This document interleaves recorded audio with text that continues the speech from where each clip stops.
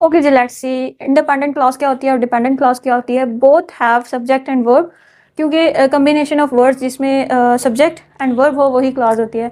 लेकिन क्लॉज के further two types हैं, dependent clause and independent clause. तो इनमें जो डिफरेंस है वो यही है कि डिपेंडेंट क्लॉज इंडिविजुअली अपना मीनिंग्स कन्वे नहीं कर सकती, बट इंडिपेंडेंट क्लॉज अपना मीनिंग्स इंडिपेंडेंटली कन्वे करती है, इंडिविजुअली कन्वे कर सकती है। इसको डिपेंडेंट क्लॉज की जरूरत नहीं होती, but in other case dependent clause always needs an independent clause to convey its meanings. This is also clause and this is also clause, but the difference is conveying the meaning. Dependent clause is an incomplete sentence. ये complete sentence नहीं होता, that's why it can't convey full meaning.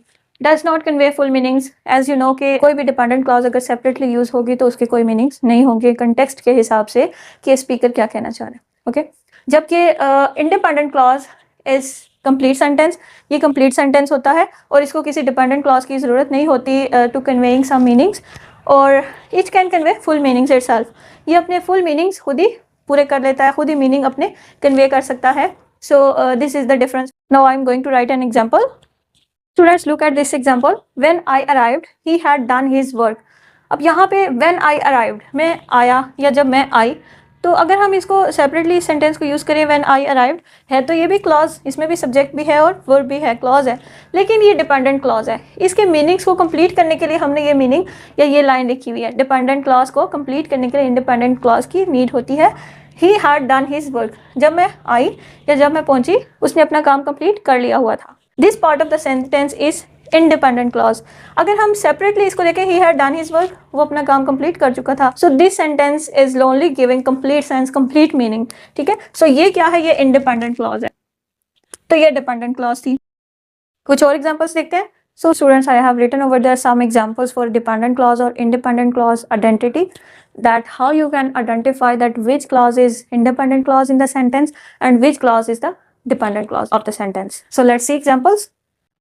I hate to eat junk food because it upset my stomach. अब यहाँ पे देखें, ये proper है. I hate to eat junk food, मुझे जंक फूड खाना पसंद नहीं है. तो ये क्या है, ये एक प्रॉपर इंडिपेंडेंट क्लॉज है जो कि एक प्रॉपर मीनिंग दे रही है. ठीक है, तो ये यहाँ पे लिख दें, ये एक इंडिपेंडेंट क्लॉज है. And second, because it upsets my stomach, ये डिपेंडेंट क्लॉज है.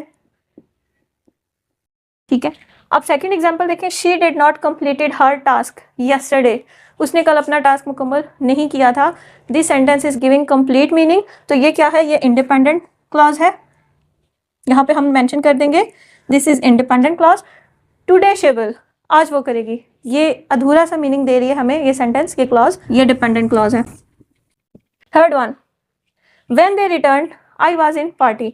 अब देखिए इसका थोड़ा सीक्वेंस मैंने चेंज किया. व्हेन दे रिटर्न, जब वो वापस आए, तो ये डिपेंडेंट क्लॉज है, जब वो वापस आए. अब कॉन्टेक्स्ट नहीं बन रहा इसका जब तक हम उसको एक्सप्लेन नहीं करेंगे कि जब वो वापस आए तो क्या हुआ था. सो व्हेन दे रिटर्न, ये क्लॉज है dependent clause. I am mentioning there dependent clause. There, this one is independent clause. I was in party, independent clause.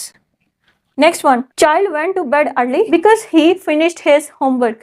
Complete clause, independent clause ये है independent clause जो कि complete meaning deliver कर रही है हमें, independent clause.